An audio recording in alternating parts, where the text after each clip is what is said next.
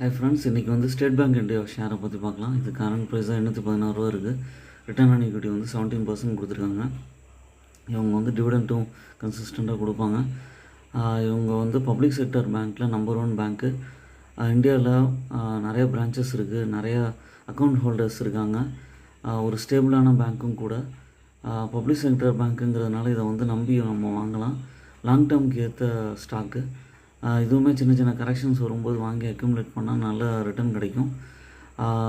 எப்போவுமே வந்து இந்த மாதிரியான ஷேர்ஸ்லாம் வந்து பார்த்திங்கன்னா டிராஸ்டிக்காக ஏறாது.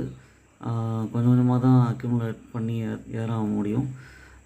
இதுக்கு வந்து முக்கிய காரணம் வந்து மெயினாக பப்ளிக் செக்டர் ஸ்டாக்குங்கிறதுனால இவங்க வந்து ஒரு கன்சிஸ்டண்ட்டாக தான் மெயின்டைன் பண்ணுவாங்க. ஓன் அனாலிசிஸ் மட்டும் இந்த மாதிரி ஷேரெல்லாம் பர்ச்சேஸ் பண்ணுங்கள். என்னோடய சேனலை சப்ஸ்கிரைப் பண்ணுங்கள், லைக் பண்ணுங்கள், எல்லா வீடியோஸும் பாருங்கள்.